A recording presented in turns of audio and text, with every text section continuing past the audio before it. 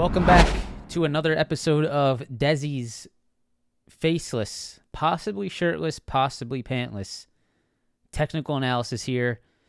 You guys know we do this TA every single morning in the live stream, but sometimes if I got nothing going on the weekends, I'll make sure to make a video for you guys as well. So that's what we're going to do today. Got a few hours here on this beautiful Saturday, and I'm going to go ahead and run through some analysis, obviously doing this for myself, which I do regardless, but using this time to share it with you guys as well. So hope you guys enjoy this one. We're going to run through the NASDAQ, the QQQ, the S&P 500 futures, the SPY, and if I find anything that I really want to point out on some individual equities, that will be at the end of today's video. So hope you guys enjoy this one. Press that like button if you do. Subscribe to the channel for more.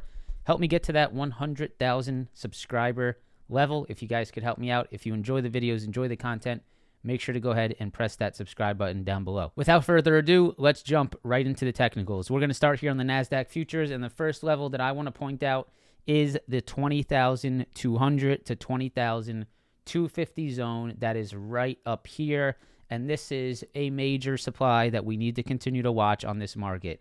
This is where the market rejected back in the middle of August, which caused the downside that we have now driven back higher into. This is, again, the level that we saw on the last few days of last week start to reject both Thursday and Friday. We saw those rejections come in. On Thursday and Friday of last week, we saw that failure. We saw a little bit of downside. We didn't really see much selling come in, but we definitely can see that that level failed and some slight downside did come into the market. So we have to know that at this point, we are trading up against a major supply above, and any type of long ideas, anything that we look to trade to the upside, we have to make sure we understand that this level is above and could cause some long ideas to fail if that level does end up pushing and rejecting once again. This is a must-watch level, and I will zoom into this momentarily. The reason I'm zoomed out here is because I want to make sure you're very aware of how major this level is. Again, in the past here, on the left side of your screen, you can see another major rejection. So we are looking at potentially, as of right now, a triple top rejection here at this 20,200 to 20,250 level. This must be paid attention to. That's the first thing I wanted to point out. Now, the second thing I want to point out, and I'm going to delete this momentarily, but we will put this back on the charts. The second thing I want to point out is where the market is holding, right? Because we know where the market's rejecting, but that doesn't mean we're just going to go straight down, right? That's not what that means. We have to also pay attention to where the market could hold. We need to look at the market in both directions, on both sides. The level that is holding right now is actually quite a major level as well. We can see right here, we can see right here, and we can see these previous highs right here is where the market has held above into the close of last week. This was a major previous low. Once this broke, we saw downside. This was a major previous high, you guys can see right here, that caused very aggressive downside on this market. This was also that channel high around that 19,900 to 19,925, which caused major rejections. This is a very clear level, and this is where the markets did hold up towards the end of the day on Friday, and we saw the markets unable to break below it into the close on Friday. So this is equally as important. This 19,900 to 19,925 is equally as important to this 20,200 to this 20,250, right? We need to pay attention to both sides. Now, I know this is a very zoomed out view, so now what we're going to do is we're going to zoom into that 30-minute chart, and I will show you, actually, we're going to go to the 1 hour, and I will show you what this looks like on a little bit of a shorter term time frame. So here is the 1 hour chart, and here is what we're going to look at now. We can see that the previous highs right here, the 19,900 to 19,925, was a previous quadruple top on the markets. We saw the markets fail here and cause downside on the market. Now, you can see on the close on Friday, this was the exact level that held higher, and the market did not sell off below. This is key, and as long as this level holds, I would say that there is still possibility of more upside, right? If this level continues to maintain, if this level continues to hold above these previous rejection points, if these rejection points turn into new lows right here, there is still possibility of more upside. So that is very important. I'm going to zoom in a little bit further and show you in greater detail. You can see right here that Friday move holding up very strong. And if that continues to form as a new low, I believe the bulls are still in control here above this 19,900 level.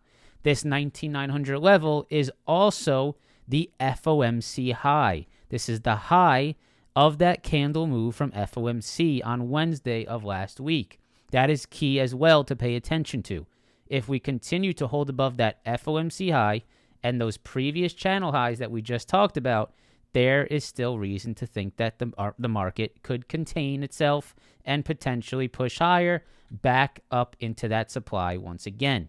That is key. Now, if we do end up seeing a break below 19,900, below that FOMC high, and below those previous highs that we just talked about right over here, right, that is where we could start to see some weakness step in.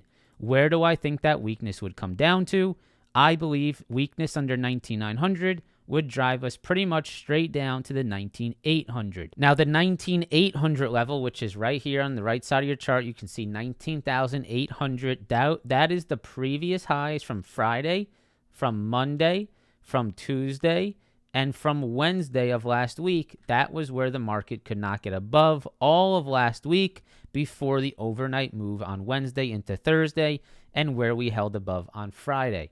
This was 19,800, and I believe if the markets do fail below that 19,900, you will likely see that move down to 19,800.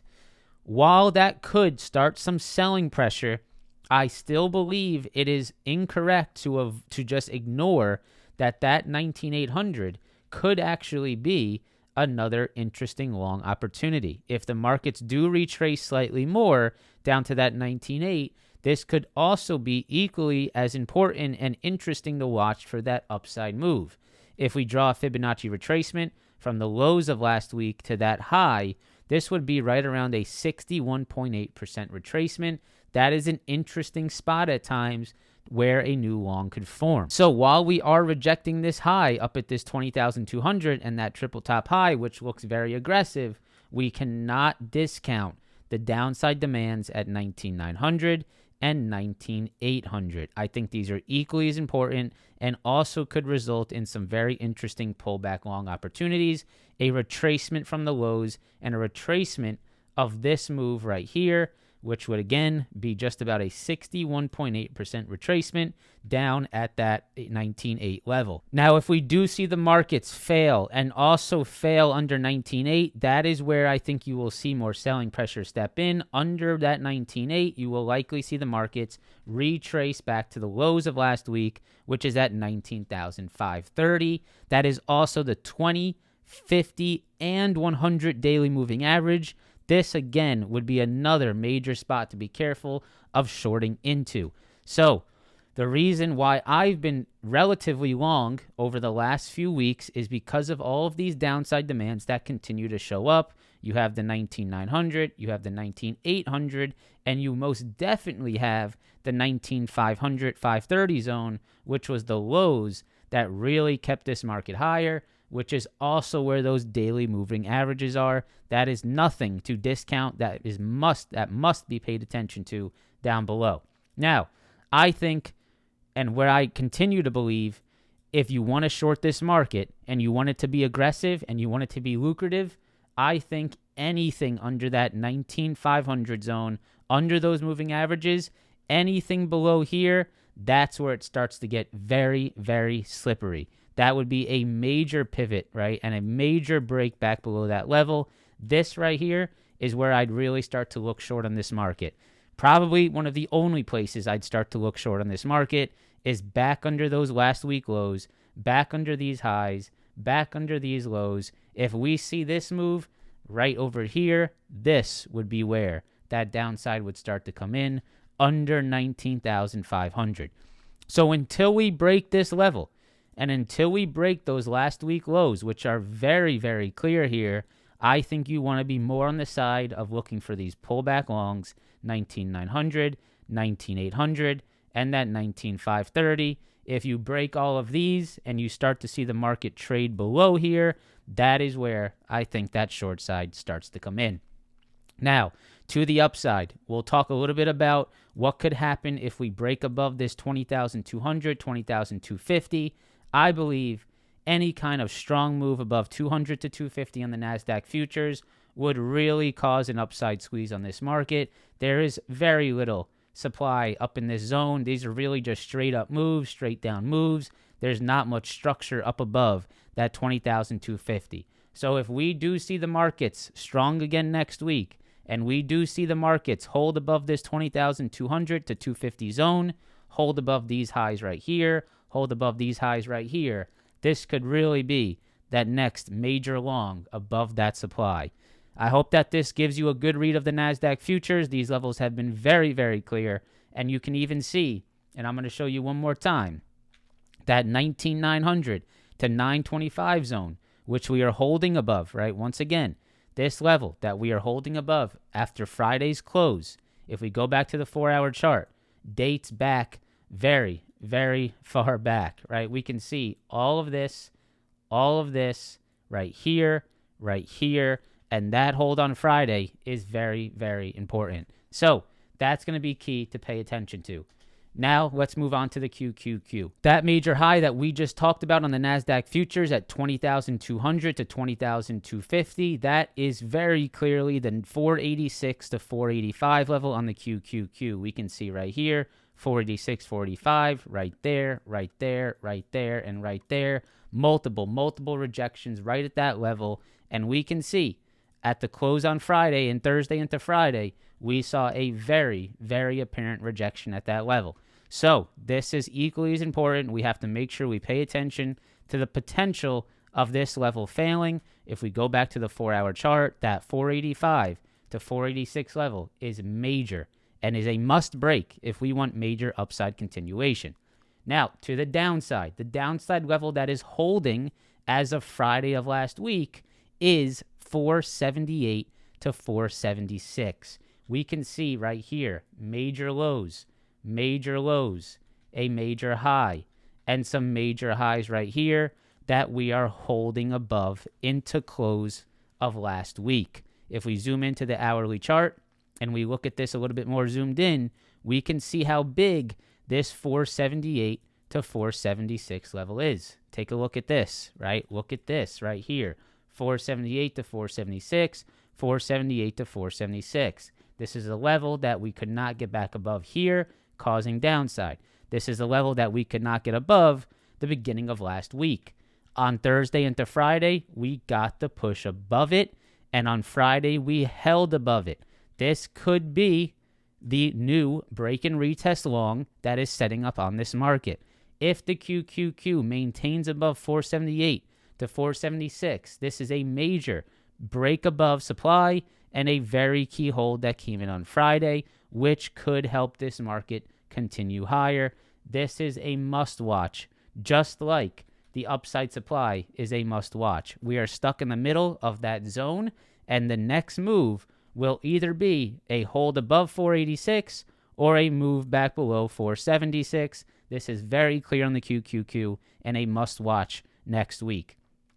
If we do see the Qs break under 476 and start to reject again, that is where I think you will move back down to our 468, which is those daily SMAs and the major lows that came in last week. So we have to watch 476 next week. That is those major previous highs right in this area, 476 to 478. Right now, as of Friday, we are holding above it and could keep us elevated. If we do fail back below it, that would be a major break here and could potentially start to cause some downside on this market. A must watch. Hopefully these levels make sense to you on the QQQ. All right, so now moving on to the S&P 500 futures, which is slightly more bullish in terms of where it is on this chart. We can see the S&P 500 hit that previous all-time high, where that NASDAQ is still about, let's say, we'll go ahead and draw this out, that is still about 4 to 5% off the all-time highs, where the S&P 500 did tap those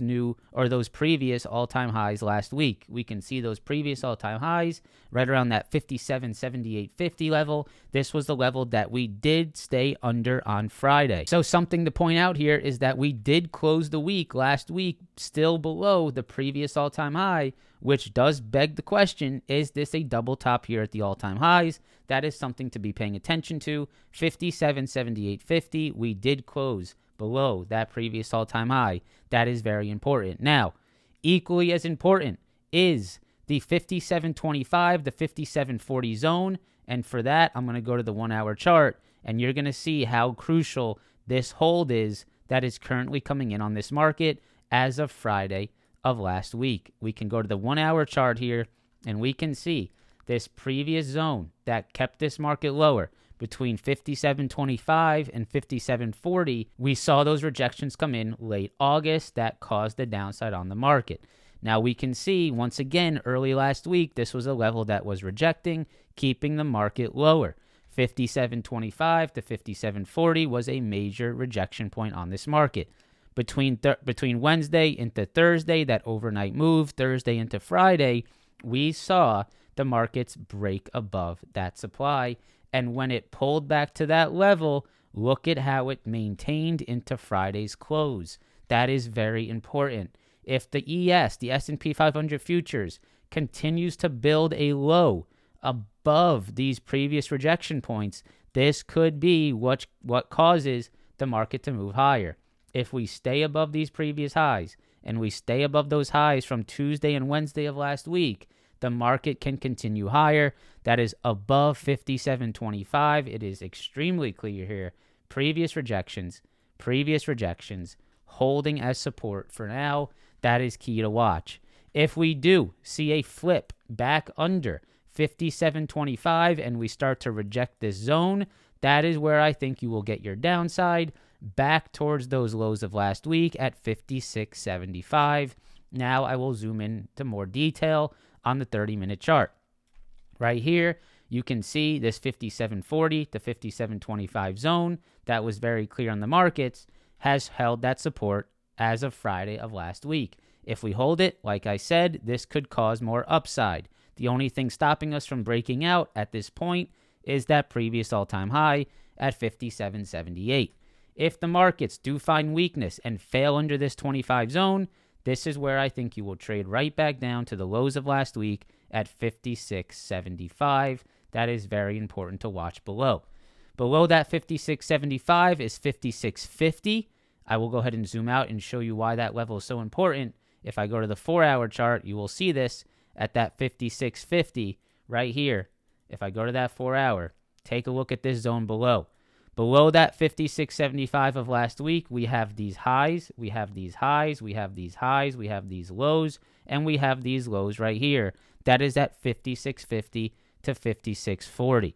So if I go down to that 1-hour chart again, you can see even below the lows of last week, you have this very important 56.50 to 56.40 zone, which is also the daily 20 SMA. This could be another demand zone that keeps this market higher. That is something to pay attention to there. So this week coming, what are we watching? We're going to be watching if we can maintain above this 25 to 40 zone. We're going to pay attention to those last week's lows, and we're definitely going to pay attention to the reactions that we continue to see at the previous all-time highs. With that said, let's go into the SPY ETF, and the SPY ETF is got to be one of the cleaner moves here. This is very interesting, and this is the most bullish read that I have on this market. It's using the SPY ETF, and I will explain to you why. The previous all-time highs on the SPY ETF is 565.40. You can see that right there. These are also the highs that rejected back in late August. These highs were very clear, causing downside on this market, 565.40. If I zoom in to the 30-minute chart, this is the exact level, and I mean almost to the cent, that held up on Friday. If the markets are breaking and holding above previous all-time highs, this to me is still a very bullish situation. So This week, I think the top level to watch, the most important thing to watch, is 565.40. That is the previous all-time high on the SPY. That is the level that rejected, that if we go back to that 1 hour chart, that rejected multiple times. We'll go to the 4 hour chart, actually. You can see right here, 4 hour chart, rejections, all-time highs, rejections, all-time highs, rejections, all-time highs earlier this week. And if we go to the 30-minute chart again, look at how well and how perfect that level held into close of last week. If this maintains, this market goes higher. That is a very clean structure on the SPY ETF. Now, if we do break back below that all-time high on the SPY, I would be cautious still shorting this market, and I will show you why. Right here, we have some very clear 564 levels on the SPY. 564, 564, 564, and that is below that all-time high, but it is still something to pay attention to. If that SPY does have a little bit of a move below that all-time high at 565.40, the previous all-time high, we still need to be slightly cautious at the 564. That is these previous highs right here that could still have a little bit of a hold on that market. If the SPY does break back below these highs and back below 564, that is where I think you will get your move down towards that 561, which was the lows of last week. If I go to this, you can see I have a major pivot, right? That's how I'm sort of lining this up for myself. I'm going to put it down at 560.50, actually. 560.50 to me is a major pivot on this SPY. You can see right here the last week's lows. If the SPY does fail back below that all-time high, I think you will come back down to that 560.50. And if you break 560.50, that is a break under last week's lows, and that would be where I think you could see some more aggressive selling, possibly back down into our 555 to 554 level. The only thing that would keep me thinking that this could move to 555 is possibly that daily 20 SMA. That's something to just slightly monitor there. That could possibly do a little hold at that daily 20 SMA, something to pay attention to right here. So I think the SPY is the cleanest thing to read. Previous all-time high, still holding as support. That is very important. If we maintain above that 565.40, this market stays higher, and we still want to watch 564. It's really this whole zone. We need to watch this zone next week.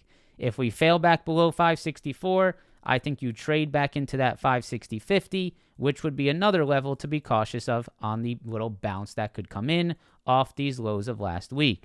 If you break below this 560.50, that's where I think you get a little bit more selling pressure, and I would then, of course, do more analysis and understand what the market is doing at that point. So I'm going to allow time for one celebrity shot here, and that's going to be Tesla. Tesla is one that I have been very focused on because I believe this is still interesting builds, an interesting build that you should be paying attention to. And I'm just going to point out one level here, guys, for you next week, and that's going to be $236 on Tesla. This was a major previous low, previous high, and rejection high right here. You can see holds, rejections. And last week, we saw Tesla hold 236 into the end of day on Friday. We see the very clear rejections at 236, and on Friday, we held above it. This is something to pay attention to. If Tesla continues to build now above 236 and then breaks over 245, this could start to really move, in my opinion, of course, barring any type of downside slip on the market. So I think you have to watch 236 on Tesla to both directions. If this maintains, I would be a very interesting long trader on Tesla off 236. If we break back below it, that is equally as important to a potential downside trade, which could be just as lucrative. Either way, this level is major. We can clearly see 236, 236, 236, 236, and 236, and even in the short term, 236. Multiple attempts either side, right? If it's below it, it was rejecting. If it's above it, it's holding. If we maintain, I think you move higher. If we fail back below, this could be a very nice short as well. Either way, I would watch 236 next week on Tesla, and I would definitely look to set up trades off of that. So guys, that's going to be it for today's analysis. If there's one level you take away from this video, it is 565.40 on the SPY. It is the previous all-time high, and it's the fact that we are still holding above it as of Friday of last week. This is going to be a major level to watch all of next week. Do we maintain above it and move higher, or do we see the markets fail back below? This is key. Pay attention to it. Have a fantastic weekend, and I will see you on the live stream on Monday. Peace out.